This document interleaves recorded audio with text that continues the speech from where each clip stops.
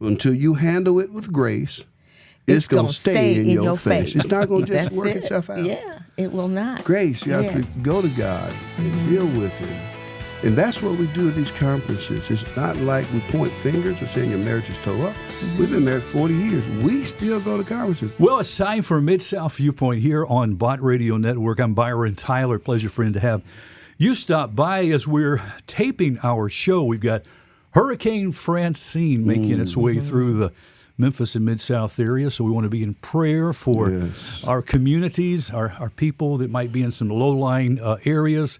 We just want to lift them up and our whole community up as we face these intense rains and winds and whatever might happen. We just trust that God will provide and take care of us. Well, today I've got my good friend, Pastor Dan Henley, and a wonderful treat, Dee Henley, is with us.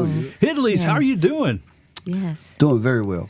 I'm so excited about the interview and more excited about my queen coming with me. No. Many times Ms. Dee's so busy, but she broke away this morning to be with us, and I'm excited. Yes, and I'm excited as well about being here. Byron, you are so generous in your invitation and gracious to allow us to be here and praising God for this opportunity. Thank you. Oh, God bless you. Thank you so much. It's a pleasure to always have the Henleys in the studio. We have more fun together talking about what God's up to in our own hearts and in our city. It's just a wonderful thing. Well, we're going to kind of focus in mainly, we're going to talk about other things, but there is a Ministry Leaders Marriage Conference coming up October 10th through the 12th. Yeah. And I kind of want to camp here for a moment because I want to talk about couples that are in the ministry together, pastors and their wives. When pastors are overstressed, their marriages and families suffer too. 80% feel unappreciated, left out, and unappreciated by church members. 80% wish their spouses would choose another profession. Yeah, that's right. Is that right, Dan? Yeah, that is right. We do a lot of marriage ministry, mostly now to pastors and ministers. About 4 years ago, we had 100 pastors to take an assessment before they could go to a conference. And it was a necessity. They had to do it. What we found was the top 4 issues were communication, conflict resolution, and we thought the third one would be finances. But it was partnership styles and habits. Partnership styles and habits. In other words, you're one way in front of the people. You're different at home. Yeah. And therein the issue lies. Because some people say it like this: stress either begins in a marriage or it will eventually end up in a marriage. Gosh, recently I heard a pastor's child who grew up in the home said that their dad was one way behind the pulpit, but at home he was a mean snake. He was mean as a rattlesnake. Yeah, and it was just so much tension. And when we talk about couples and pastors' wives together, sometimes they believe lies. Yeah. Okay? And I want to talk about some of these. There's about 4 different lies they believe. One is, I'm the exception, not the rule, when it comes to dealing with these issues in their own marriages. Yeah, that's right. And that's just not true. Ms. Dee and I have been married 40 years. Yeah. You know, the last show I did with you was with my daughter. Our daughter, Chandra, died. But one of the things I asked God was, I said, God, I don't want to grieve what I've done before. I want to grieve in such a way that I'll know you more. Well, what he did was he showed me myself more. Yeah. One of the things that I hadn't done with, I'm 62 years young. Yes. And I hadn't dealt with anger. I have a deep-seated anger issue that I could just push through. I could pray through it. And people will say, you will probably say, Dan, I've never seen you angry. My mentor, Harold Shank, who's about 10 years my older, said to me, he said, Dan, I've known you for 7 years. I've never seen you angry. And we were on a Zoom talk. I said, but Ms. Dee has. You see, because when I'm at home, it might take 6 months or a year, but eventually that thing will pop back up. Well, make a long story short, I'm in an anger management class now. That's right. Yeah. I've been in for three classes. Yes. How's he doing, Miss Dee? Oh, I'm telling you, he's 3 classes in, and we are excited about the results. I tell you, and it's amazing what pastors and pastor spouses go through because they think that they're exceptional. Yeah, there's an exception. I'm the exception to the rule. Yeah, do as I say and not as I do. Yes. I'm okay. I don't need any help. Yeah, I don't I'm need helping everybody else. Right. But truth be told, we all need help. Right. Yeah, and that spotlight needs to shine on that marriage when they're in the home. So when they go out, that they don't have to. That's a lot of work that you're working at when you're trying to be a different person than you are at home. And it's difficult when we're amongst everybody. See, pastors need pastors. Right. We need folks that resemble us, that can understand what we do and what we're up against. Most folks can't, by the way. They think they can. Yeah.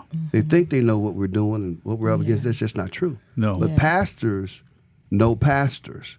And as we minister to pastors, they know what we're saying is true. Yeah. And they need a safe place. There it is. In That's order what to I'm express that. Yeah. Yeah. And we give them that safe place. And I think one of the things too, pastors really are a special class of right. employee because ministry is not just their job. It's part of their identity. Right. They can't leave their job at the office, like most people can. And it never stops. They are called on around the clock. The stakes of their work are eternal. They but can't do anything else because if they could, they would. Yes. I can't do anything else. Paul Tripp says in his book, Dangerous Calling, either you will be getting your identity vertically from who you are in Christ, or you will be shopping for it horizontally in the situations, experiences, and relationships of your daily life. Well, that's good. Isn't that Who good? said that? Yes. That was Paul Tripp. Yeah, Paul Paul is Tripp. right He's a on. pastor. Yeah. He's right on. Yeah. He's written many books. That's not just for pastors and their wives. That's for all of us. We've got to remember that our identity It's found in Jesus, Christ. in Jesus Christ. That's why we're praying so much. We called all of our pastors, thousands of pastors, to pray with us for 40 days. We're doing the 40-day prayer challenge out of the book Draw the Circle by Mark Batterson. Well, that's all about seeking God together. Yeah. Imagine if we all seek God together, then could it be that we could all hear from God together? And see, guys, that's how you change a city. We all seek God together, we do life together, and then we grow together. So for 40 days, we started September the 1st. It ends October the 10th, the day our conference starts. Yeah. Somebody said, well, Pastor, what if I don't do all 40 days? No problem. Because if you just do one day, you're engrafted in. I don't know if you remember the story about Cornelius back in Acts chapter 10. This is where the church started, where Cornelius heard from God. He was a Gentile. The very next day, Peter heard from God. He was a Jew. God spoke to both of them. Their worlds came together. Two worlds that should have never come together came together because they were both in prayer. They both heard a word from God. 2 different days, 40 days of prayer.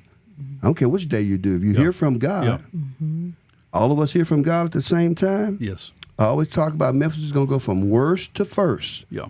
in many different categories in less than 17 years, which is about 2035, because we started this 7 years ago. By 2035, Memphis will go from worst to first. They said, well, how are you going to do that? Well, this is how we're going to do it. We're going to seek God together. Imagine now, we're going to have 800 people Yes. at this conference. Yes. And we talk about these lies. The second lie is, I can figure this out on my own. You can't really move forward with that mentality. Right, Miss Dee? Oh, yes, that is so. And it's all about trust. And having that safe environment. First, put trust in God, and then we have to trust ourselves, because those 2 commandments speak of loving God with our heart, mind, body, soul, and then to love our neighbor as ourselves. So when you look in that reflection of the mirror, you need to be able to see Jesus and trust the God that's in you when you walk away, so that you can have the freedom to speak the truth. And there needs to be freedom and trust to be able to speak that. Well, The lie is I can do it by myself. Not only can I do it by myself, watch this now, I can't do it without Miss D. no. Remember, God gave us a helper. We're not island Christians, right? That's right. Yeah. No woman's an island. Yeah, in fact, She brings balance. That's right. You notice on the ark, you didn't see not one elephant or a giraffe going on there by themselves. So God, and there's even Adam, and then God said, there's only one problem that's going on in this, and that is that he's alone. It's not good for a Yeah. man to be alone. No, it's so not. I'm going to make him a helper, Help. That's Yeah. right. Yeah. one that resembles me. That's right. And he made the wife, and D resembles God. He said, I'm going to make him a helper. That word in the Hebrew is Ezer, E-Z-E-R.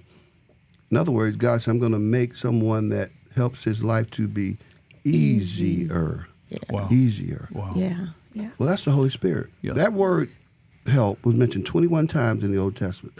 19 times it was mentioned. It was talking about God. Yes. Hey, you know what, Dan? It just made me think of what Jesus said. He said, my yoke is easy. My burden is light. So when we think about the yoke, That's it. It's two typically cattle or herd, whatever you call them, side by side with a yoke on them going the same direction. And that's the plan God has for husbands and wives. That's right. And so that makes it easier when you carry the burden together, because when we do it through in Christ, He makes the burden's lighter. Oh, it is. It really is. And it's also. It doesn't mean the burdens aren't there. Right. It's almost as if it's divided, as opposed to you carrying it by yourself. When you have a spouse, this is how we say it. When you're in the valley and the struggle, that is divided when you have a spouse. When you're celebrating, it's multiplied. Yeah. So you're not carrying it by yourself. Miss Right. D is, if nothing else, I know Miss D is doing the main thing. Miss D's praying for me. Yes. And boy, that strengthens me, encourages me, and so grateful that I'm doing the same for Miss D. Yeah. Like I said, when you said I could bring somebody with me, the first person I asked was Miss D, thinking she was going to say no because she's in class. Yeah. She's in a class that ends September the 27th where she's learning to be a chaplain, and she loves it. Oh, I love it. I mean, most folks would just take off. Miss D don't take off. She loves her class. Yes. But to make a long story short, Miss D is, guys, I apologize. I got a monitor for my blood pressure, my Blood sugar. And for some reason, it's going off. So y'all forgive me. Y'all keep talking. I'm giving. We're having such a sweet time. His blood sugar's going up, right? That's it. That's what. Well, another lie is, if I take care of God's business, He'll take care of mine. Yes. Yeah, that's a lie. Yes. If I take care of God's business, He'll take care of mine.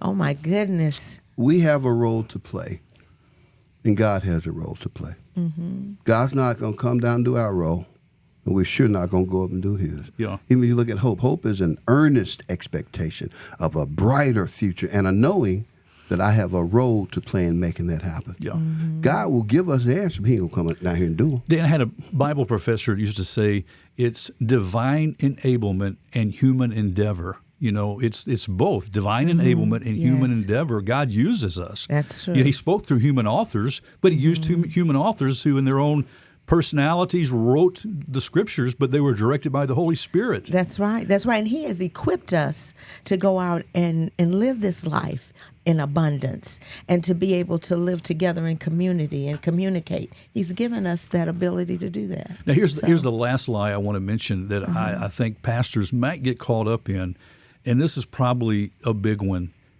It will work itself out. Yeah. You just kind of ignore it. It'll eventually work because you're busy in the That's a lie. ministry. It's a lie, right? Until you handle it with grace, It's going to stay in your face. That's right. Say that again. until you handle it with grace, it's going to stay in your face. It's not going to just That's work it. itself out. Yeah, it will not. Grace, you have Yes. to go to God and deal with it. And that's what we do at these conferences. It's not like we point fingers or saying your marriage is toe up. We've been married 40 years. We still go to conferences. I'm still taking anger management. Right. And those struggles, you need to be able to sit in them, sit with them in order to go through. Because Psalms 23 says, yea, though I walk through the valley. So it's not that, we get to just catapult just because we are trusting in Him and praying and believing. That doesn't mean that road is going to be easy. Miss D, when I was struggling with my grief for my daughter, who only died, a month ago, kind of thing. Yeah. I said, honey, I feel like I'm slipping into a dark place. You know what Miss D said to me? Slip on in there. Yeah. Go on down in there with God now. Yeah. That's that's the some key of the thing. best Yes. advice I could have ever got. Yes, it's okay to go to the dark place, but go with Him. Yea, though Allow I Him walk to through go. the valley of the shadow of death, Yeah. I will fear no evil because God, He's with me. Yes. So don't be afraid of the hard places, of the hard things. Be able to sit with it and not have our emotions on our sleeves, knowing that it's not all about you. We're a team, and there is no I in team. So I want to talk about some ways to rediscover your path as a couple. Okay. And with pastors and their wives. First of all, set appropriate boundaries because you have to protect the home, don't you? Oh, yeah. Dee? Yeah. Oh, definitely. Because my husband says this so often that God said that he will build his church. He's building the church. It is not up to my husband to build the church.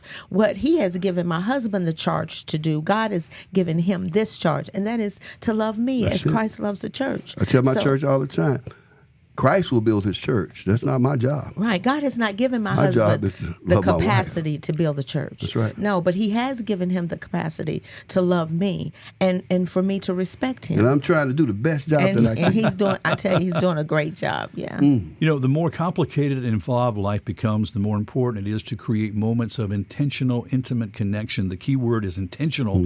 Often, if you rely on spontaneity, the urgent crowds out the important. Finding the rhythm of these connections is vital to the health of your marriage, so we need to connect regularly. Exactly. And I like the word intentionally. Yes. Miss Dee and I, we intentionally go on a date night every Thursday. week. We Yeah. intentionally take what we call a quarter. Yeah. Every quarter, every 3 months, a 3-day kind of getaway. That takes more than a quarter these days now. That's right. Every quarter is what I wanted to say. A 3 days a getaway. We take a sabbatical in the summertime. And every morning at 4:00 in the morning, we Every morning. are doing our quiet time together, our Bible study every morning.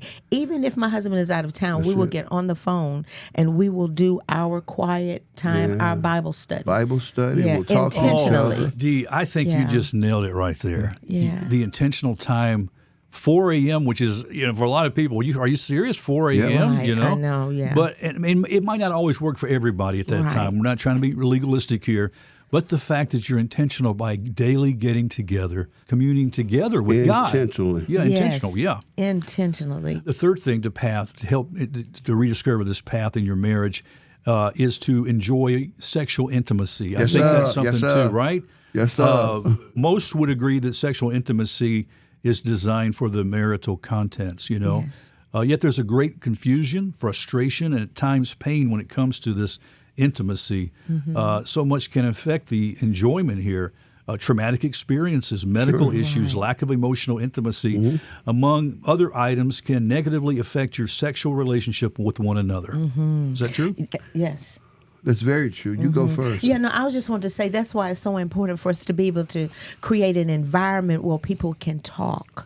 Because sometimes I don't think we even realize things have been buried and so deep down that we don't realize that there are things that are affecting us in the now that happened 20, 30 years ago. And that's why we're not being able to connect with our spouse. We had because one of- couple Yeah.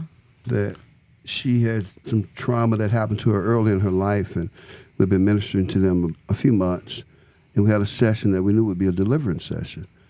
Well, she finally told some of those things that happened to her when she was little, and she couldn't control them. She had been abused, and her husband reached over and touched her hand. That was the first time he had touched her in that whole session. And what she thought would repel him, would push him away, actually drew him closer. I asked him in that session, I said, have you ever heard any of this? He said, never. And then afterwards, after the breakthrough, he said, now I see why she would do what she would do. Yeah, because he would say, I would think it was something wrong with me. something I had done, and I knew I hadn't Yeah. done anything. Yeah. It was a breakthrough. But that was some trauma, if you will, that happened before she even knew what she was doing. She didn't know anything about sex, but that was something that had been thrust upon her. Somebody had imposed their will upon her. And in And the it impacted her in a negative way. Right, and in the sexual context, we need to be able to have the freedom to be comfortable to say the word, just to even say the word sex, and then not Yes. along that, Yeah, but that's right. to talk about it That's right. freely with one another. Yeah. And have people that can help us, like therapy. I mean, we've gone to counseling before. And what we do at the conference is not counseling, but we make it available. We've trained hundreds of counselors Yes. to do this kind of stuff, and they are doing it. And we want more and more for our churches, our pastors to be healthy, and that's how you're going to have healthy congregations. And healthy congregations make healthy communities. Healthy communities make a Memphis that goes from worst to first Yes. by 2035. Yeah. Okay, the last thing I want to mention on this particular rediscovering a path for a healthy marriage for pastors and their wives is to find safe places and safe people. That's it. Yes, that is it. That's yes. it. And the safe places are places, quite honestly, where many times people look like you and they understand what it is you're up against. Now, don't get me wrong, that we have different understandings and different experiences. There's somebody that's a little bit ahead of you. Let's learn from them. They're mentors, there's guides. God says to seek wise counsel. We have wise counsel. Man, we're going to have people at our conference that are super wise.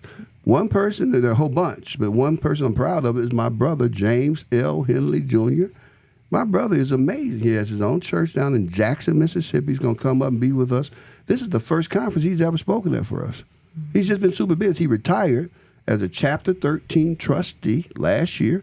He has more time on his hands. He's a lawyer. He's a CPA. He has, his accolades don't stop. But this is what I want to get across. He's a big brother. He's a pastor. He knows how to, all of his kids are grown and still go to his church. He's a model. He's worked with the youth down there. He probably has the biggest youth ministry, the best down there. And again, my wife's kicking me on the table. I'm talking too much about my brother.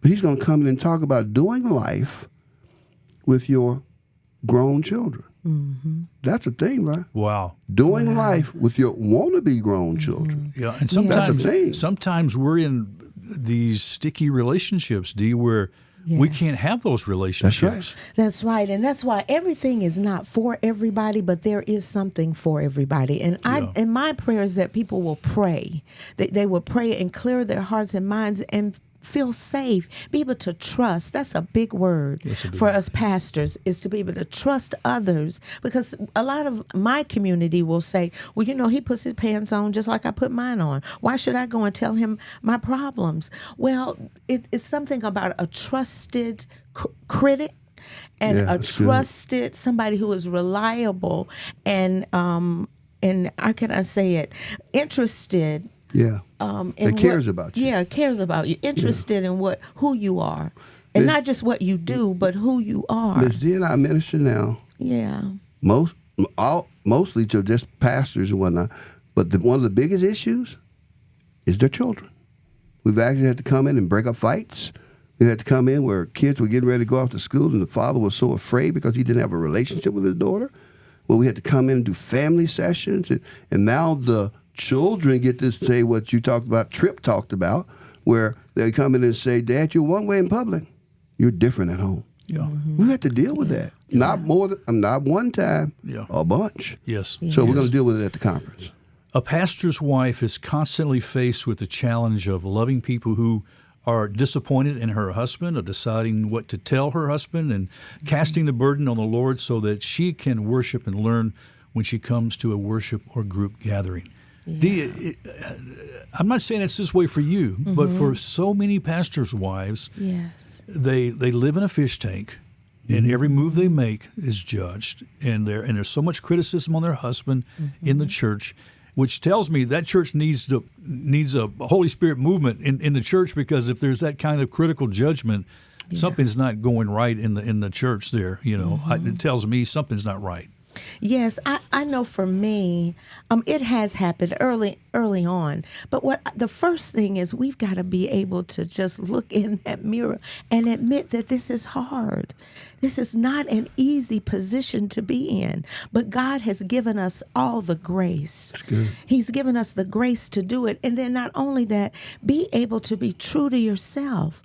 We need help. We need each other. God designed us to need each other. So that's my advice is I'll go to the spiritual and pray, but then we got to get to the practical. We've got to be able to talk to ourselves, self-talk, positive self-talk. And then you got to leave that and go talk to others, those who are in that same circle, and iron sharpening iron. Yes. Be able to hear criticism and be able to allow someone to hear your story. They really want to hear your story and not be afraid of the repercussions. So, I was just thinking, sometimes a pastor's wife could be put on a spiritual pedestal, thinking that, well, she's the pastor's wife, so she really has to be in a deep relationship with God. Mm-hmm. But she could be immature in her faith. Sure. Right? Oh, sure. Many are. And needs that accountability and needs that that growth and that somebody who will come alongside her. Yes,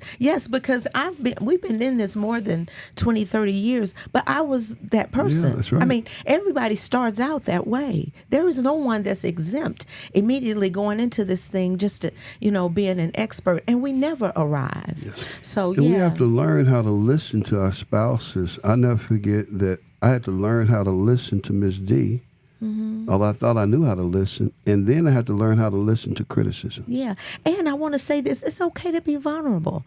We say things like, don't bleed on the people, meaning, don't, there are certain things and certain ways that we are to act in front of the congregation, but be vulnerable in a way that does not cross that line. Yes. God will allow you to do that. Yes. Yeah, just because you want to wear jeans today and not, dress up and put your hat on, it's okay. Yeah. It's all right. If you have some tears today, that's fine. Pastor George over his second prayers talked about his mental health matters. Yeah. Man, that blessed so many pastors.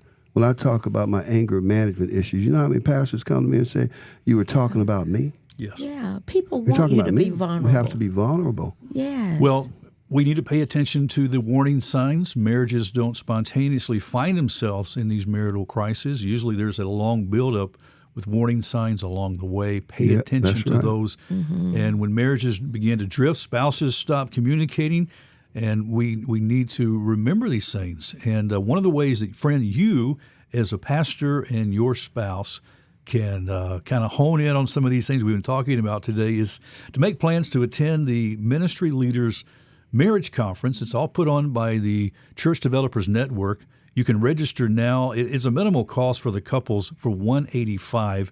It's going to be held at Bellevue Baptist Church, which is a wonderful venue, October 10th through the 12th, Dan. That's right. And we're really encouraging the next generation. We want to invest in the next generation. So, for instance, if a senior pastor comes along with his spouse, they sign up for that $185, we will give a scholarship. That means they'll come for free. Their youth pastor and their children's pastor. Mm-hmm. Think about what I just said. So you'll get 3 for 1. Wow. And we're doing this as an announcement now. Most folks haven't heard about it in the network. So it's hot off the press. But we want to invest in the next generation. What we're finding is that we can speak into the lives of the next generation. That's planting a seed. Mm-hmm.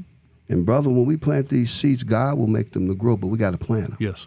So if the senior pastor goes on our website, churchdevelopersnetwork.com, churchdevelopersnetwork.com, and they register for that $185, they can get 2 scholarships for their youth pastor and if they're married, they don't even have to be married because we want to speak into their lives. And their children's pastor. Why? Because they're shaping young minds. Yes. Mm-hmm. So, yeah. How do we register? What's the website? You can go to, again, the church, it's one word, churchdevelopersnetwork.com.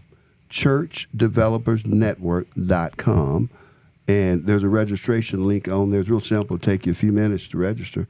And we would love to have as many as we can. We're going to fill up Bellevue. We're going to the capacity is 750. We're already on track to do 1,000. That's So beautiful. we're going to have to cut it off early. And I would like to include, I know we're speaking about the children's pastors and the youth pastors, but I am a part of the praise team. Yeah. So I want to encourage our ministry song leaders to actually come in and register as well. And like my husband said, even if you're not married, we want to speak into your lives. So thank you for that. Thank you. And even if that youth minister or that minister of music, Yeah. needs a scholarship. Hear my heart. God has blessed us with some funding that you helped us to get. Yeah. The bot radio. Right. Todd knows.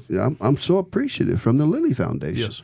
That's helping us to give these scholarships. We have generous donors that said, I can't come, but I'll give scholarships. Mm-hmm. Well, we want to make sure we're investing those in the right place. Yes. So, I got to get you to the dentist office. That's right. So we're bright and early doing our taping here today. But friends, thank you so much. God bless you, Henley's. Dee and Dan, it's always a pleasure to have you guys here. Byron. Love you so much. Such a joy to be here. Thank you. It's so looking forward to your pastor's appreciation luncheon next week. It's going to be amazing. It is. I'm excited about that. Well, friends, that's all the time we have on this edition of Mid-South Viewpoint here on Bot Radio Network. Thanks for tuning in. I'm Byron Tyler. We'll talk to you next time. Bye-bye. Bye-bye. Bye-bye.